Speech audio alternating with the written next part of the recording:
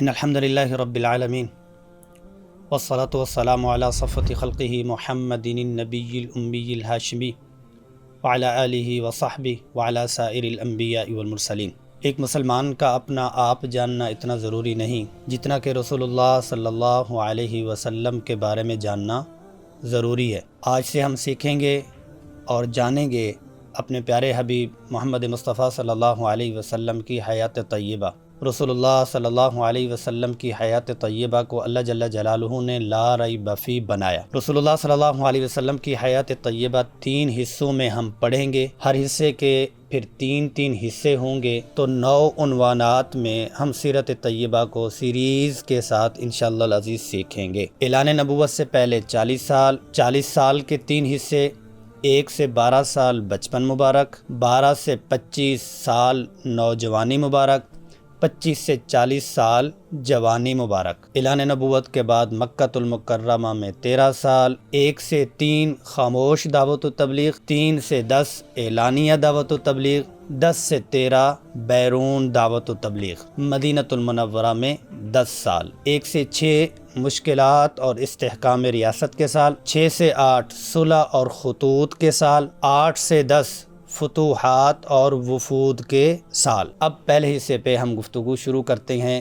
اسی طرح انشاءاللہ العزیز ہم سیکھیں گے۔ سیکھنے سے پہلے، سننے سے پہلے ہم صرف اس کو ویڈیو نہ سمجھیں، صرف اس کو ہم بیان نہ سمجھیں، بلکہ اس کو پوری زندگی کا ہم ایک انعام سمجھیں، تحفہ سمجھیں، کیونکہ رسول اللہ صلی اللہ علیہ وسلم کی حیات طیبہ سیکھنے جا رہے ہیں۔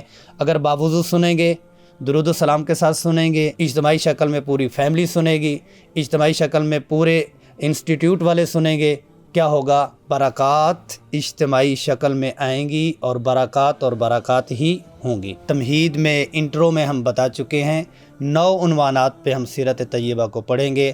آج ہم شروع کرتے ہیں پہلا عنوان، 1 سے 12 سال۔ تو آج کے سبق میں اور آج کے محاضرے میں ہم سیکھیں گے رسول اللہ صلی اللہ علیہ وسلم کا بچپنا۔ ظاہر ہے کہ رسول اللہ صلی اللہ علیہ وسلم کا بچپنا تو والدین سے ہی شروع ہوگا۔ آپ صلی اللہ علیہ وسلم کے آباء و اجداد سے ہم بات شروع کرتے ہیں اور رسول صلی اللہ علیہ وسلم کے بچپن پہ بات کریں گے۔ ہاں، آسانی کے ساتھ ہم نے اتنا تو کہہ دیا کہ ہم 9 عنوانات میں سیکھیں گے۔ آج ہم آپ صلی اللہ علیہ وسلم کا بچپن مبارک پڑھیں گے، لیکن اس کے ساتھ ساتھ انشاءاللہ العزیز فقہ السیرہ بھی ہم سیکھیں گے کہ ان عنوانات سے ہمیں کیا فائدہ حاصل ہو رہا۔ رسول اللہ صلی اللہ علیہ وسلم کے آباء و اجداد میں جہاں سے سلسلہ جاری ہوتا ہے وہ ابراہیم علیہ السلام سے جاری ہوتا ہے۔ ابراہیم علیہ السلام کے بیٹے اسحاق علیہ السلام، اسحاق علیہ السلام کے بیٹے یعقوب علیہ السلام، یعقوب علیہ السلام کا جو لقب تھا وہ اسرائیل تھا، کیونکہ اسرائیل عبرانی زبان میں عبداللہ کو کہتے ہیں، تو وہیں سے بنی اسرائیل بن گئے۔ تو اس لڑی میں یعنی ابراہیم علیہ السلام، اسحاق علیہ السلام، پھر یعقوب علیہ السلام، تو اس لڑی میں، اس سلسلے میں، اس نسل میں 4500 انبیاء علیہ السلام تشریف لائے۔ دوسرا سلسلہ بنی اسماعیل، یعنی ابراہیم علیہ السلام کے بیٹے اسماعیل علیہ السلام، اسماعیل علیہ السلام کے 12 بیٹے، ان میں سے قیدار ہیں، اور پھر اس سے آگے سلسلہ چلتا ہے اور اسی میں ہی مضر آتا ہے، اسی میں ہی نزار آتا ہے، اسی میں ہی قریش آتا ہے، اسی میں ہی ہاشم آتا ہے، اور اسی میں ہی عبد المطلب پھر عبداللہ آتا ہے۔ ایسے ہی ابراہیم علیہ السلام کے تیسرے بیٹے مدین کا بھی نام آتا ہے۔ بہرحال رسول صلی اللہ علیہ وسلم کی نسبت یہ اسماعیل علیہ السلام کے ساتھ جاتی ہے۔ بڑی اہمیت والی بات یہ ہے کہ رسول صلی اللہ علیہ وسلم نے اپنی نسبتوں میں ابراہیم علیہ السلام کی نسبت کو بھی فخر کے ساتھ بیان فرمایا اور اسماعیل علیہ السلام کی نسبت کو بھی بڑے فخر سے بیان فرمایا، اور ایک جگہ پہ انا ابن ذبیحتین فرمایا کہ میں 2 ذبیح کا بیٹا ہوں۔ یہ نسبت کس بنیاد پہ ہے؟ اور یہ سلسلہ نسب اسماعیل علیہ السلام کی پشت میں سے کیسے ہے؟ اس کے پیچھے بہت بڑی قربانی ہے۔ ابراہیم علیہ السلام کی مکمل زندگی، وہ اور سے چلتے ہیں، حران میں جاتے ہیں، مصر میں جاتے ہیں، فلسطین میں جاتے ہیں، پھر جاتے فی واد غیر ذی زرع میں ایک بچہ اور ایک ان کی والدہ وہیں پہ چھوڑ کے آ جاتے ہیں۔ اب دوسرا سلسلہ کیا ہے کہ اماں ہاجرہ علیہ الصلوۃ والسلام ابراہیم علیہ الصلوۃ والسلام کا پلو پکڑے ہوئے ہیں، چلتی جا رہی ہیں، 5 کلومیٹر تک چلتی ہیں، خدائی کے مقام تک پہنچتی ہیں، وہاں پر پوچھتی ہیں کیا اللہ کا حکم ہے؟ تو وہ فرماتے ہیں جی نعم، آواز سے نہیں اشارے سے، اذن لن یضیعن اللہ، ہاں پھر اللہ ہمیں کبھی بھی ضائع نہیں فرمائیں گے۔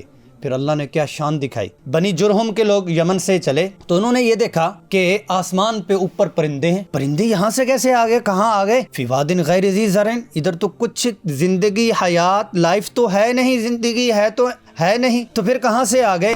تو انہوں نے وہ پرندوں کی لوکیشن لی، کیوں پرندے اوپر ہیں، مطلب یہ ہے کہ نیچے کوئی زندگی ہے، کوئی پانی ہے۔ پرندوں کی لوکیشن پر وہ نیچے پہنچتے ہیں، دیکھتے ہیں تو ایک بچہ، ایک ماں اور ایک چشمہ، سبحان اللہ۔ اذن لن یضیعن اللہ، ہاں ہمیں اللہ کبھی بھی ضائع نہیں فرمائیں گے۔ بنی جرہم کی خواتین نے وہاں چولہے لگائے، وہاں تندور لگائے، وہاں جناب سب کچھ فراوانی کے ساتھ ہوا، تازہ تازہ گرم گرم کھانا ان کو سب سے پہلے ملتا اور پھر وہ پہلے کھایا کرتی تھیں کیونکہ ان کا چشمہ وہ استعمال کیا کرتے تھے۔ اذن لن یضیعن اللہ۔ دوسرا پہلو اس میں یہ ہے کہ ابراہیم علیہ الصلوۃ والسلام نے، اللہ جل جلالہ نے ان کو پروجیکٹ دیا، آپ خانہ کعبہ کی تعمیر کریں۔ خانہ کعبہ کی تعمیر کرنا شروع ہوئے۔ جب خانہ کعبہ کی تعمیر مکمل ہوئی، کنسٹرکشن فائل کو اسماعیل علیہ الصلوۃ والسلام، ابراہیم علیہ الصلوۃ والسلام اللہ کو پیش فرماتے ہیں کہ یہ مکمل کنسٹرکشن ہو چکی ہے۔ اس فائل کے اوپر لکھا ہوا ہے کیا؟ ربنا تقبل منا انک انت السمیع العلیم، ربنا اے ہمارے رب، تقبل میں کیا ہے؟ تکلف ہے کہ یہ چیز اس قابل نہیں ہے، یہ چیز سے مراد یہ خدمت اور یہ جو ہم نے سر انجام دیا یہ اس قابل نہیں ہے، لیکن آپ بس پھر بھی قبول کر لیں۔ دوسرا پہلو اس میں کیا پایا جاتا ہے؟ دوسرا عاجزی اور انکساری کا پایا جاتا ہے۔ انک انت السمیع العلیم، سمیع مسلسل سننے والا، علیم مسلسل جاننے والا، صبح و شام، ابتدا اور انتہا۔ اس میں اشارہ کس چیز کا تھا کہ یا اللہ ہم نے تو سارا کچھ لگا دیا اور محنت سے کام کر دیا۔ اللہ تعالیٰ خوش ہوئے۔ کیا آپ کو چاہیے؟ انعام بتائیں کیا چاہیے؟ ربنا وبعث فیہم رسولا، اللہ اکبر۔ اس پہ انعام مانگتے ہیں، یا اللہ اس سلسلے میں نبی آخر الزمان کو لائیے، وبعث فیہم رسولا، اس کی آگے تفصیل ہے، یتلو علیہم آیاتہ ویزکیہم ویعلمہم الکتاب والحکمہ۔ تو یوں رسول صلی اللہ علیہ وسلم اسماعیل علیہ الصلوۃ والسلام کی پشت میں سے آئے۔